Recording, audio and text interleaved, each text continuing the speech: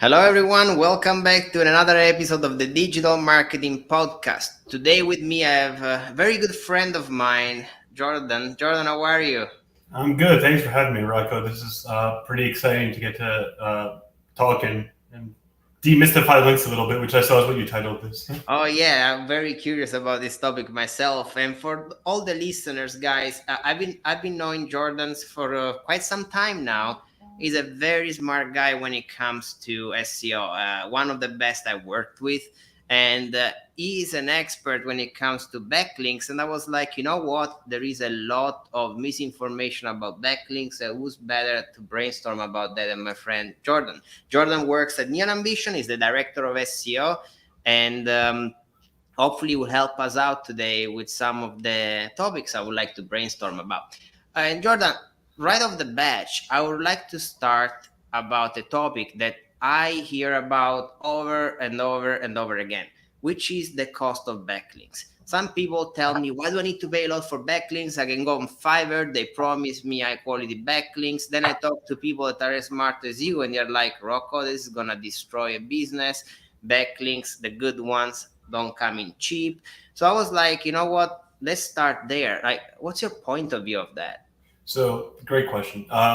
Definitely the cheap Fiverr backlinks that we're seeing. A lot of people get can actually harm your site more than they help your site because Google's throughout the years, even dating back 20 years at this point, have been saying that you need to get quality backlinks and you shouldn't pay for them ever. But if you do, they basically need to be high quality and not part of a private personal blog network and be sites that are authoritative and trustworthy. So the sites that you're getting for $50 on Fiverr, you can probably get hundreds of sites for that, but that's on private blog networks, or it's on people's personal sites that have a very low domain rating and domain authority and all of that stuff. So those are much less useful than some of the links that can be higher cost that you're paying for there. That some of those are much higher cost that you're paying for that are much more useful to your site and not going to harm you but actually help you. So basically, like, what we are saying is that when it comes to building an actual backlink, right? There are different variables to consider. Like, of course, the domain authority is what people usually considers the most important. I believe that anything above 35 is considered a decent domain authority to get a backlink from, 100 being the max, and of course 1 being the lowest. Now, with that said, I do know that some people focus also on the amount of traffic that a website has to determine whether they want a backlink from there. But on the other hand side, me personally, I'm like, I really don't care about the traffic a website gets, because I'm like, I want to be a relevant backlink more than a backlink on a website with a lot of traffic. Is it fair to assess that the traffic a website receives is not necessarily a variable to use? As in, you're not going to get a backlink because you want to get conversions from it. You get a backlink because you want your website to start ranking based on relevancy for a topic. Is it a fair assessment? Yeah, that's a fair assessment. There's hundreds of people out there who are selling backlinks and using domain authority, using site traffic as metrics that they're using to sell those links. But topical relevance and locational relevance are the two most important factors for a link. So domain authority does matter. No one's ever going to turn down a link from CNN or from the New York Times, anything like that. Those are always really valuable. But some of those metrics are third-party metrics. They're not Google metrics. So you can try and get traffic from a lot of those sites that have a high domain authority or domain rank, but those are manipulatable factors. And with that, like you said, Brocco, the traffic doesn't really matter either. There's a lot of times that those links that you're buying are from India. Not from India. You get a lot of traffic from India or a lot of traffic from China. There's a lot of times that those sites, the reason they get so much traffic is they have 4 million backlinks and so they lose sort of the power. The backlink power goes down because they just link out for anyone who pays. It's a lot more important to have that relevancy discussed that's either topical or locational or best case both. Yeah, because like sometimes I'm not an SEO expert like yourself, right? But I keep getting questions about why are backlinks important. So the best definition that I came up with to make people that maybe that are not as knowledgeable of the market is basically I see a backlink like a word of mouth. Let's say that I need to find a restaurant near me. I ask my friend, and I can also ask my neighbor, but I can also ask somebody I'm meeting on the street when I'm visiting New York. These people are going to give me recommendation. I trust my best friend more than my neighbor, but I trust my neighbor more than the random person I'm asking in New York that I don't know. So when a search happens on Google, is it fair to say that like those websites, based on their importance and relevancy, Google considers them a better advice, and as a result of that, they decide to rank your website higher because of this word of mouth? Yeah, absolutely. That's actually a pretty good example. I may steal that one from you because the way I talk about it is it's a weighted voting system. So more or less every backlink to your site is a vote for you that you're really important and really great. But sites that have greater power, so they're either locationally relevant, topically relevant, or really powerful websites in general, like I mentioned, CNN, New York Times, those sites, those count more than links from what a random link that you're going to get from Fiverr or any of that stuff.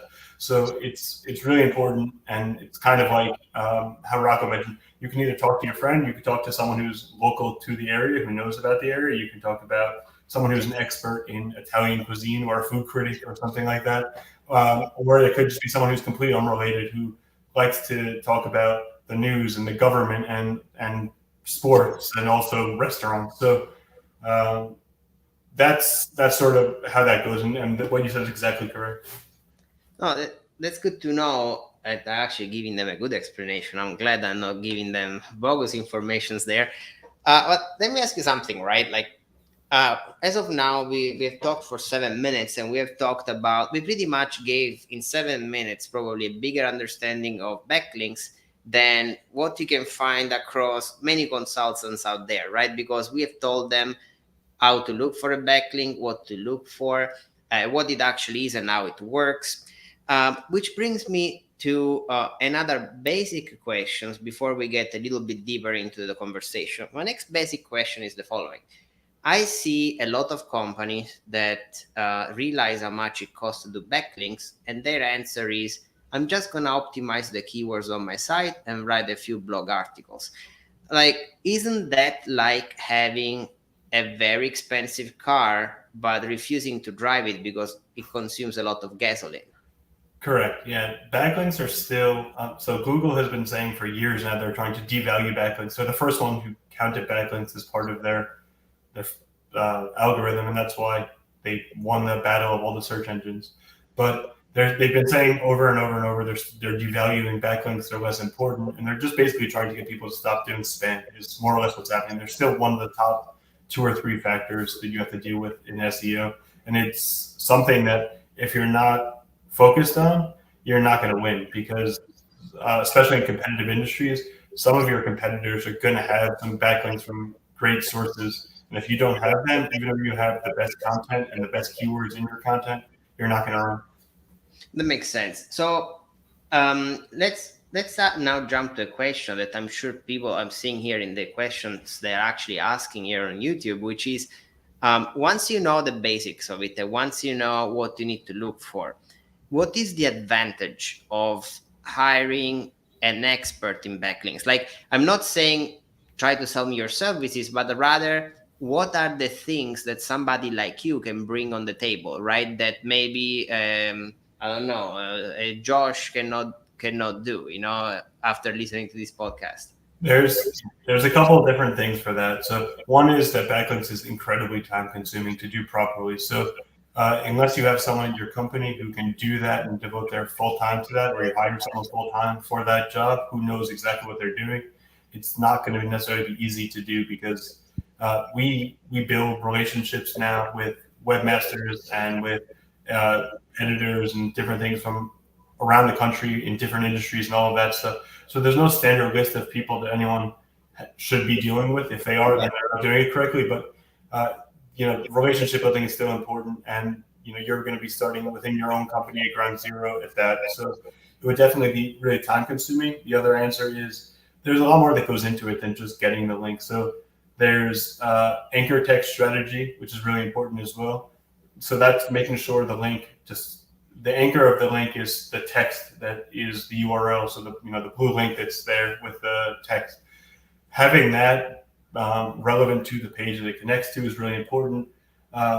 And there's several other factors as well. I'm not going to dive into all of them at the moment, but there's a lot of factors that go into it that are sort of behind the scenes that, it seems really easy, and it seems like it's something that would be doable for anyone. And I've worked internally at a lot of companies as well as at a lot of agencies.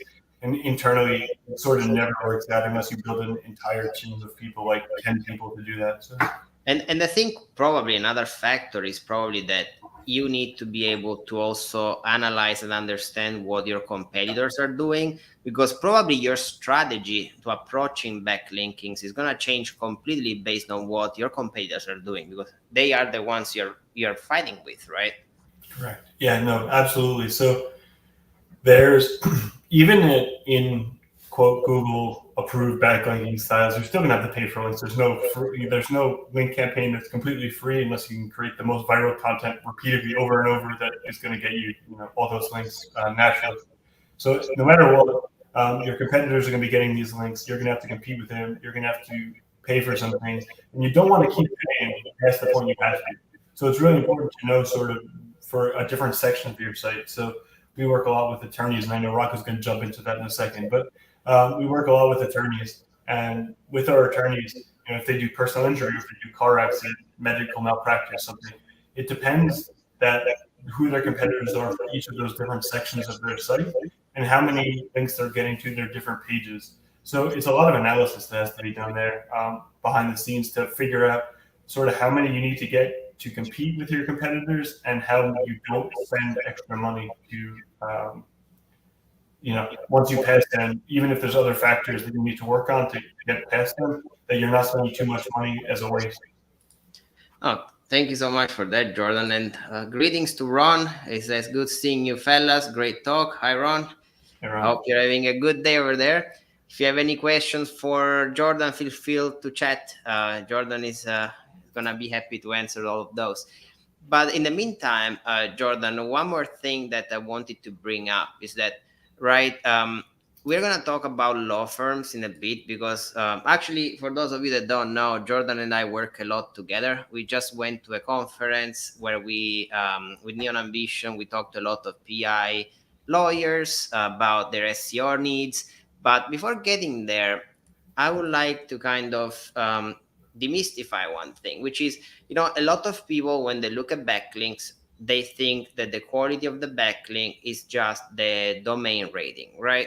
Sure. But there are actually a lot more components to it. Is there a way to give a very simple answer that is understandable by people like me that doesn't do backlinking for a living, where you can say, okay, these are the most important factors to consider when choosing a backlink? Sure. So domain authority is important. That's one of the important factors, but it's also not the only important factor. The reason it's not is everyone knows, and all the link builders know, that that's the important factor. So they have made it more important in their sales pitches, which has led other sites to artificially inflate their domain rating or domain authority, which is possible because, as I said, those are third-party tools. Google's not running those numbers. So these people are trying to take a guess at what Google's doing, and they're being manipulated a bit. But the things that are most important are making sure the link is relevant to your company and to your location, one or the other or both. And also to make sure that they're not linking out to a million other sites. So as I mentioned, if you have directories are kind of linking out to all the different competitors, but if they're local, that's fine. But if you have a news source or a website that you think is going to be great, and it's DA70, and it has a news site, and you look at different articles on the site, and every article has 10 links on it that people are paying for, that's not great, because every link diminishes the basically link juice, quote unquote, that it gets passed through to people who are looking for it. So you want to basically look for links that are relevant to your business at places that are not selling links to anyone. So there is actually a blacklist at this point. that has come out, that all these link vendors are pretty much using the same sites, and it's a Yeah. black list of all the sites they're using. Yeah, I can send a copy of that to anyone who wants the list. But there's a list of websites that the 20. It's a running list. I think last time I looked it was 14,000 or 20,000, something like that. That sites that all of these main link vendors are using and that have no value. But if you look at if you have a link vendor and you look at the sites that they're putting you on, they're 50%, 60%, 80%. I actually encountered 100% the other day, which was astounding. So they're all on these sites that are not valuable at all, but that they have a high DADR and they have a high traffic amount, and so people think that they're more valuable than they are, and that's how people are selling these links. Oh, that is interesting. And like, one of the things that I find very interesting about backlinks is that, many people get confused when they say backlink because they're like, why are you telling me that I need to build a backlink for this small amount of keywords? Well, you mentioned anchor text, you mentioned like keyword optimization of the site, keyword optimization of the backlink. And it is true, right? Google search happens with the search. We don't need to forget somebody goes on Google and types PI lawyer in Miami, for example. Well, if you do not optimize for that keyword, how are you going to show up on Google, right? So yeah, backlinks, one of the reasons as to why it is complicated is because eventually you need to be selecting what you want to optimize for, right? You want to optimize for this keyword or that keyword, and that's why it's an expensive strategy. If you want to optimize for 30 keywords, well, that's going to cost you some money, right? Yes, it absolutely could become a really expensive endeavor with backlinks. So I do think it's best to focus on a few core keywords. And I know, Rocco, you're a PPC expert. It's kind of similar to that. It's kind of similar to, you're not going to buy PPC ads for, the breadth of every practice area you have, unless you are making, a ton of money on each case for each one of them, and then maybe you will.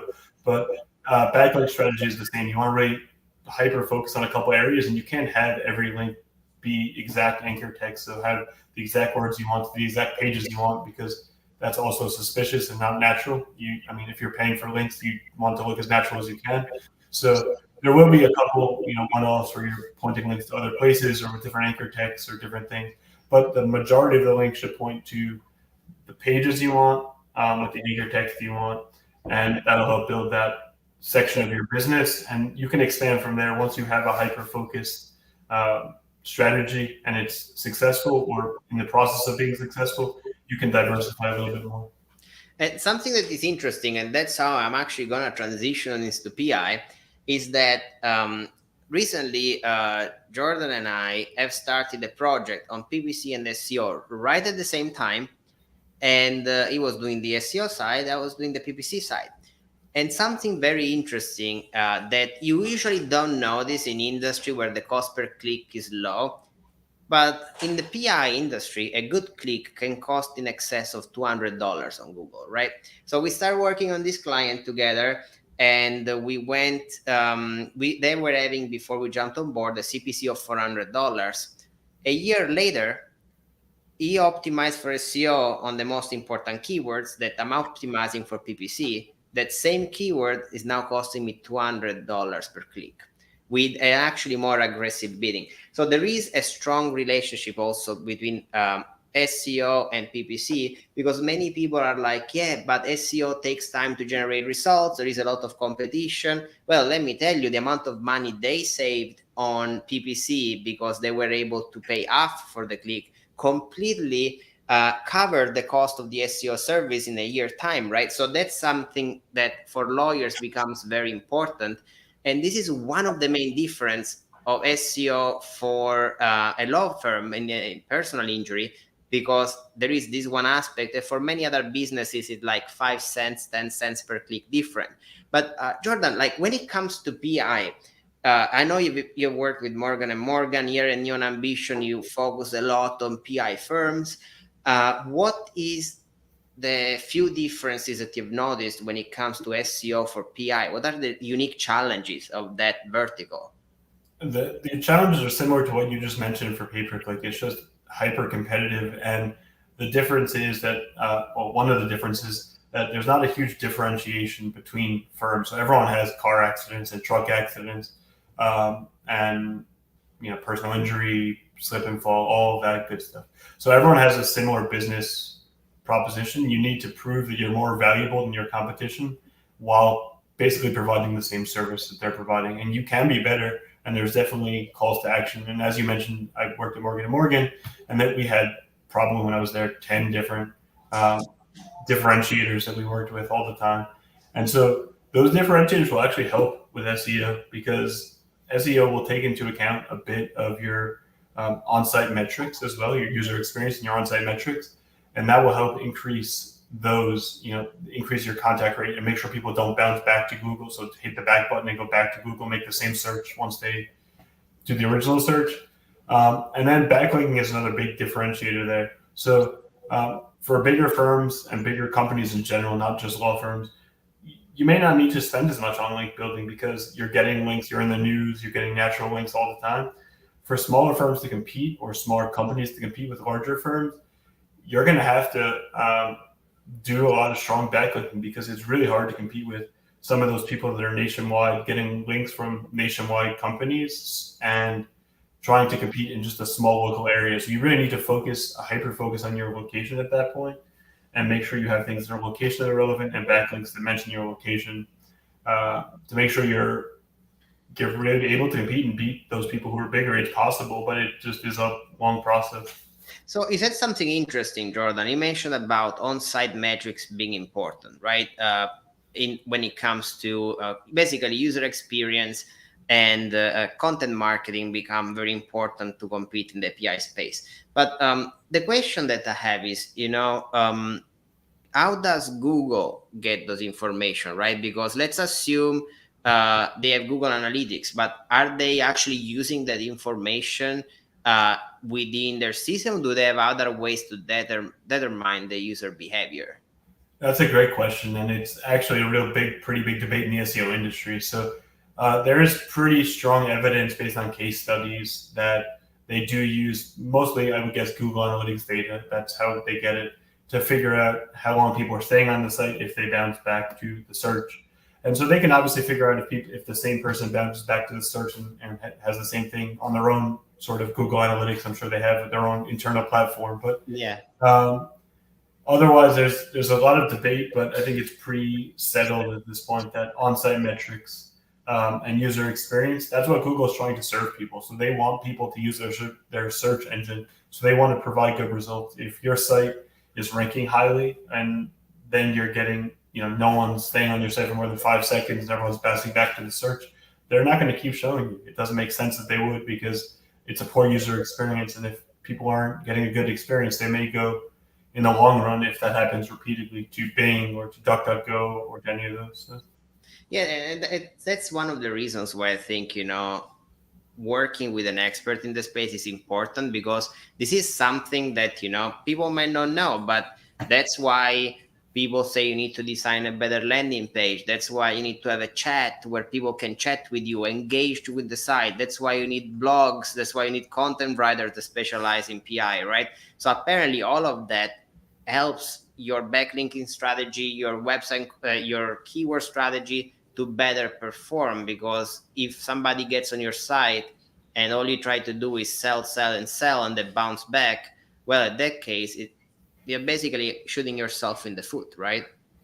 Yeah, absolutely. If people are getting to your site and they're not converting, so first of all, those are useless visitors for you. If they're coming to your site and they're not converting, then it doesn't matter if they came to your site. Really, everyone cares about sales or cases in PI terms, and that's the most important. But even more, like you said, and like I was talking about before, if they come to your site and have a terrible user experience, if it doesn't load, if the content is just really bad, really poor, if there's no call to action, if they're landing on a page with a different search intent than what you were looking for. So if someone's giving you information on intent, but you're looking for a lawyer, that's probably not going to work for you either. But if someone's trying to hard sell you while you're just doing research, that's not going to work. And a lot of that has to do with deeper SEO concepts that we don't need to get into right now because we're talking about backlinks. But On the paid side, right, Google has a system for invalid clicks. I assume Google also is able to filter bot attacks to website, right? Somebody tries to visit and leave your website using bots, VPNs. Like, I think they detect that also on the SEO side, right? They did, yeah. It will show in your Google Analytics your reporting, but it will not affect your ranking if someone gives you a bot attack. There is different tactics of negative SEO, including with backlinks, getting those 5 backlinks you mentioned and sending those to someone's site that's not your site, so that they have poor backlinks and Google realizes and it devalues them, or they'll even get penalized. But Google does have some protections against all of this stuff. So the other day, guys, I was on a phone call with Jordan and I was like, oh, I read this cool article that if you have bad backlinks, you can report them to Google, they remove them. I think they call it a disavow. Disavow, yeah. And Jordan was like, oh, yeah, how come we don't know about that? And I was like, that's why I'm interviewing you, man, because I think it's very cool to know that, if you did something wrong in the past, maybe with the wrong provider, hiring the right provider, it can actually help you fix your SEO, remove all the things that are dragging you down. So it's not true that what is done is done. What is done can be undone if you have the right person working with you. And that applies to like any sort of industries. But staying to the PI law firm, right? I know that one of the challenges that arises for law firms is that most law firms are local. They work in a specific city or maybe in a state. So it becomes important to do the local SEO aspect of things. So the first question might be a stupid one because I don't know the answer, but maybe some other people have the same questions. Is it different building local backlinks or national backlinks, or all backlink count the same, or it all depends on the keyword, maybe localize the keyword? How do you do that to make sure you get the local traffic to come to your site from an SEO standpoint? Some of it is very similar. The legal directories that you can get links from are nationwide. You're going to have to get those no matter what within PI. But some of those are definitely more localized. So you can get links from local chambers of commerce, local publications, and make sure that those have, if you can, not everyone will acquiesce to this request, but make sure you have anchor text in there with the location listed as well. So you can have them linking to your site, you can have them putting the location in the listing, and that'll be really important towards locational relevance. And I think the one of the main things that we can take from that is that we need to have a strategy, and we need to, before we even start any campaign, we need to have a list of local publications, and we need to have a list of local websites, local companies, local bar associations for legal, and local charity events if you're sponsoring any charity events. There's a whole bunch of ways to localize those links to make sure that you're getting links from things that are locally relevant and to prove that you're really important within that location and that you have a real impact in that area versus just being another law firm that we don't really know where it is. Oh, that's very interesting. And particularly you mentioned charities, right? And you mentioned like local things, colleges, which brings me to think, okay, you have .gov, .edu, .com websites. Does the different ending have any impact on the quality of a backlink? Like, does it .edu or .gov counts more than .com, or it doesn't have anything to do with that? My answer on this has actually changed pretty recently, so things evolve. I would have said always you want .edu, and especially if it's like Princeton, and it doesn't need to be Ivy League, that's just a local college to me, so Princeton.edu or something like that would be really great. But Google keeps releasing more and more, I guess, updates, yeah. And with that, they just recently released .esq for lawyers, and they're doing industry by industry. Oh, really? That's interesting. So they have been releasing more and more, and I think a link from .esq won't mean more than a link from .com, more than a link from .us, and there's a whole bunch of other ones that keep going. So the .edu is important, but it's important because that site is really powerful, not because it's .edu. So .edu links usually have, they link out to fewer other people. They have a strong domain authority. They have people who are going to that, and they're trustworthy. So it's it's pretty important in that fashion, but it's not important because it's a .edu. It's important for the normal factors that link factors are important. And Jordan, like when it comes to let's say blogs for lawyers, right? I know that Google it values you linking out of your site as well to relevant sites because they're like, okay, we are talking, I don't know, about a specific law. Then you link to the government website with the law, for example, right?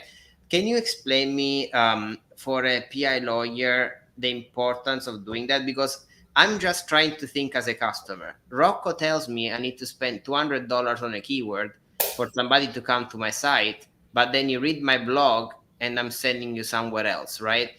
That looks like counterproductive because they're like, I want them to be on my site. I want them to convert. Can you explain me the importance of those outgoing links? I believe they're called outgoing links, right? Absolutely, yep. So Google ranks websites in general, not just on backlinks, on expertise. Now it's EAT, so it's experience, expertise, authority, and trust.